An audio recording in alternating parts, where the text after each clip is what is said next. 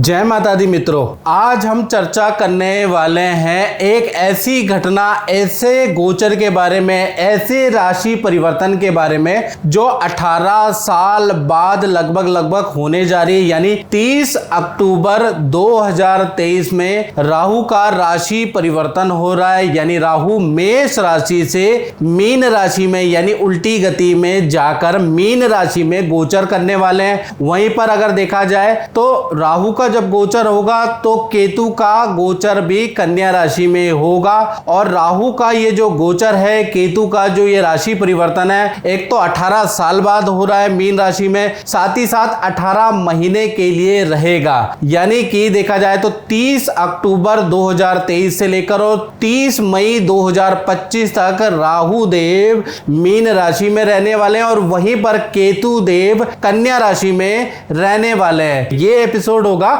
राहु के ऊपर कि राहु का 12 राशियों पे क्या प्रभाव पड़ेगा, इसके बारे में इस कार्यक्रम में चर्चा करेंगे। सबसे पहले राहु का मंत्र, ओम अर्धकाया महावीर्य चंद्रादित्य विमर्दनम सिंगिका गर्भ संभूतम तम राहु पर्णमाम्यम। यानी अर्धकाया महावीर्य, यानी कि राहु की अर्धकाया है और महावीर्य का मतलब बहुत ज्यादा लालसा और महत्वाकांक्षी वाला ग्रह चंद्रादित्य विमर्दनम, जिसका चंद्रमा और देखा जाए सूर्य से गंभीर शत्रुता है। सिंह का गर्भ संभूतम तम राहु प्रणमाम्यम, सिंह की सवारी करने वाला ऐसे राहु देव को हम प्रणाम करते हैं। चलिए सबसे पहले राहु देव कौन है, और ज्यादातर दर्शकों को जो ज्योतिष के अंदर इंटरेस्ट रखते हैं उन्हें मालूम है, लेकिन फिर भी मैं थोड़ा सा अपनी ओर से पौराणिक महत्व भी आपको बताने जा रहा हूं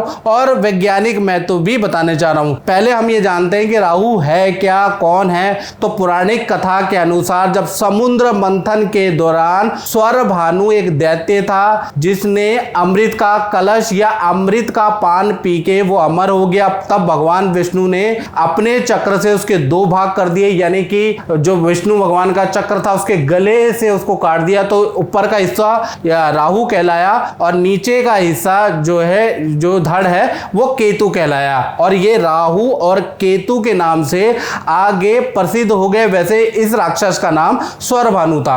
अब वैज्ञानिक महत्व के बारे में मित्रों जानते हैं तो देखिएगा कि सूर्य है और सूर्य की परिक्रमा पृथ्वी करती है। मान लीजिए सूर्य है, सूर्य की परिक्रमा पृथ्वी करती है और पृथ्वी की परिक्रमा कौन करता है? चंद्रमा। तो जब जो पृथ्वी की जो कक्षा है और चंद्रमा की कक्षा देखा जाए, जब ये आपस में 2 भागों में ऊपर और नीचे काटती है, यानी कि 2 अक्षांश में काटती है, जो चित्र में दिख रहा है, और उसको नॉर्थ नोड और साउथ नोड कहा जाता है। यानी नॉर्थ नोड और साउथ नोड कहा जाता है और इसको टोटल इस घटना को लूनर नोड कहा जाता है। वहीं पर आपको ऊपर की तरफ केतु महाराज मिल जाएंगे, नीचे की तरफ आपको राहु महाराज मिल जाएंगे, जो कि पृथ्वी की कक्षा और देखा जाए चंद्रमा की कक्षा को 2 भागों में 2 बिंदुओं पे काटता है। आपको चित्र में समझ में आ जाएगा मैं क्या कहना चाहता हूं। यहीं पर है राहु और केतु, याद रखिएगा।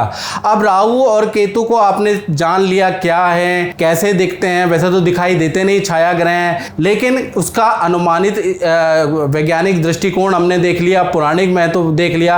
अब राहु केतु के कुछ रोचक तथ्य मैं बताने जा रहा हूं जो कि आपको बड़ा हैरान करने वाला है। पहला मित्रों, राहु केतु की कोई अपनी राशि नहीं है। यानी कि अभी तक, यानी कि इस वीडियो 2023 तक और जब से राहु केतु का सर कटा है तब से अभी तक विद्वानों के बहुत अलग अलग मत है। मतलब राहु केतु में जितना कंफ्यूजन है ना मित्रों, उतना कंफ्यूजन किसी में नहीं है। कोई ये मानता है कि मिथुन राशि राहु की उच्च राशि होती है, कोई मानता है कि धनु राशि राहु की उच्च राशि होती है। इसी प्रकार से केतु में अलग अलग कंफ्यूजन है, कौन मित्र है कौन शत्रु है, लोग अलग अलग तरीके से अलग अलग विद्वान डिस्क्राइब करते हैं। बिल्कुल कंफ्यूजन है इसमें। साथ ही साथ सबसे बड़ी इंटरेस्टिंग बात मैं आपको बताऊं, राहु केतु एक ही शरीर से उत्पन्न हुए हैं। यानी कि एक आत्मा 2 जान है, लेकिन उसके बाद भी देखा जाए दोनों में भी आपस में शत्रुता है। यानी जब देवता का दर्जा दोनों को मिल गया, राहु को और केतु का, तो एक दूसरे से भी चिढ़ने लगे और एक दूसरे से भी शत्रुता इन्होंने कर ली, जैसे भाई भाई आपस में लड़ते हैं। इसी तरह से देखा जाए तो दूसरा इंटरेस्टिंग पॉइंट क्या है, राहु जिसकी कुंडली में प्रबल होता होता है ना वो बहुत बड़ा कॉपी कैट होता है। अब कॉपी कैट का मतलब कि ऐसे व्यक्ति के अंदर चालाकी और देखिए चालाकी जन्मजात होती है। ऐसे लोग बहुत चालाकी करते हैं, बुद्धि से बहुत तेज होते हैं, साथ ही साथ किसी चीज की कॉपी करने में जैसे कहते हैं ना, जूते की कॉपी बना ली, सॉफ्टवेयर की कॉपी बना ली, उसकी नकल बना ली, कॉपी करने में बड़े एक्सपर्ट होते हैं, ओरिजिनल को भी मात देते हैं। जिनका राहु अच्छा होता है, याद रखिएगा स्टूडेंट, जिनका भी राहु अच्छा होता है तो कहीं ना कहीं केंद्र त्रिकोण में बैठा है, शनि की राशि, बुध की राशि, शुक्र की राशि में बैठा है, तो मान के चलिए ऐसे लोग कॉपी कैट बड़ी जल्दी कर लेते हैं। किसी की लाइफस्टाइल को फॉलो करना, कोई टेक्नोलॉजी की कॉपी करना बहुत अच्छा कर लेते हैं और सक्सेसफुल हो जाते हैं। साथ ही साथ केतु के बारे में बात करें तो केतु जो ग्रह है वो इंट्यूशन वाला होता है, यानी केतु जिसका भी स्ट्रांग होता है। और केतु किन राशियों में स्ट्रांग होता है ये बड़ा कंफ्यूजन है। केतु अधिकतर मित्रों जो राशियां हैं बुध की, गुरु की, शुक्र की राशियों के अंदर स्ट्रांग होता है। याद रखिएगा, बुध की राशि, गुरु की राशि, शुक्र की राशि में स्ट्रांग माना जाता है केतु को। तो यहां पर केतु अगर होंगे तो आपकी कुंडली में और केंद्र त्रिकोण में होंगे तो केतु आपका अच्छा है, आपके अंदर इंट्यूशन पावर हो जाएगी, यानी आपको एक अनुभव पता चलेगा कि आगे क्या होने वाला है, 10 साल बाद टेक्नोलॉजी कहां जाएगी। आपको बुरे और अच्छे की इंट्यूशन आने लगेगी, आपके अंदर इंट्यूटिव पावर आ जाएगी, जिसके कारण आप जो है अपने भविष्य को अच्छा बना सकते हैं। तो राहु और केतु दोनों अगर अच्छे हो जाते हैं तो कहीं ना कहीं एक में चालाकी बहुत अच्छी मिलती है और एक में इंट्यूटिव पावर ज्यादा मिलती है। साथ ही साथ एक और इंटरेस्टिंग पॉइंट बताता हूं, राहु केतु हमेशा वक्री होते हैं, यानी ये हमेशा उल्टे ही चलते हैं, लेकिन इनकी दृष्टि सीधी होती है। याद रखिएगा, इनकी जो दृष्टि होती है कुछ विद्वानों के अनुसार 5वीं, 7वीं और 9वीं दृष्टि होती है, याद रखिएगा। और विज्ञानों को मतलब विद्वानों के अलग अलग मत भी हैं राहु को लेकर, कोई 5वीं, 9वीं और 7वीं दृष्टि मानता है, कोई कहता है कि इनकी जब कोई राशि ही नहीं है तो इनकी दृष्टि का कोई महत्व नहीं है,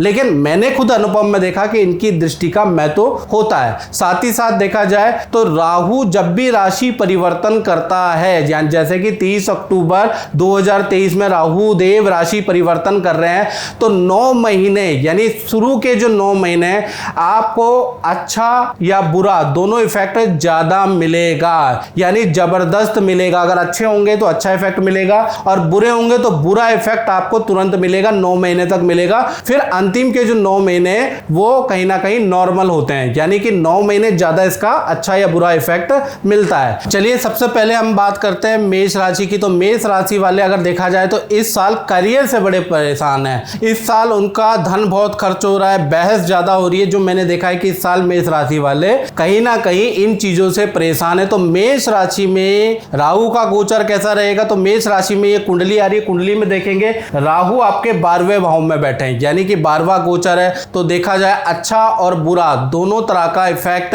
कहीं ना कहीं मेष राशि को मिलने वाला है, यानी 30 अक्टूबर से लेकर और 31 दिसंबर 2023, यानी इस साल तो भाई आपको अशुभ रिजल्ट मिलेगा।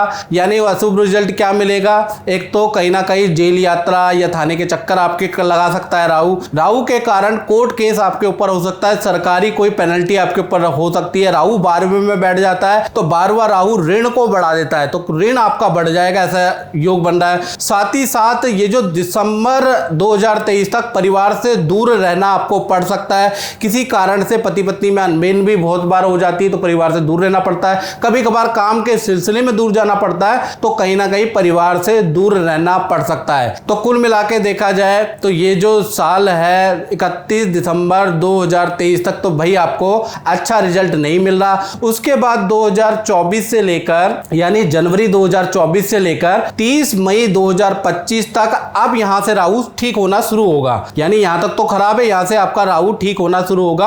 अचानक धन लाभ के आपके योग बनेंगे, अचानक ही आपका पद प्रमोशन हो जाएगा।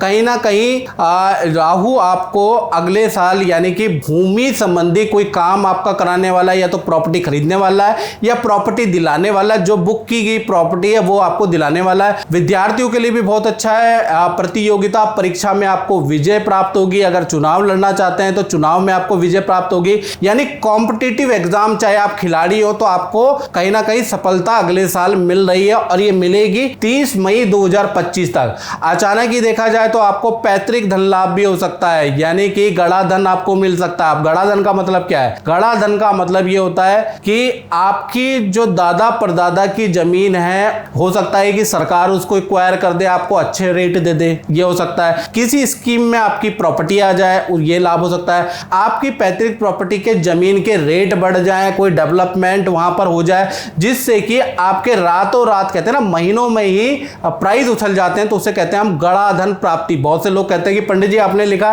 गड़ा धन प्राप्ति, लेकिन आप इशारे से समझ नहीं पाते।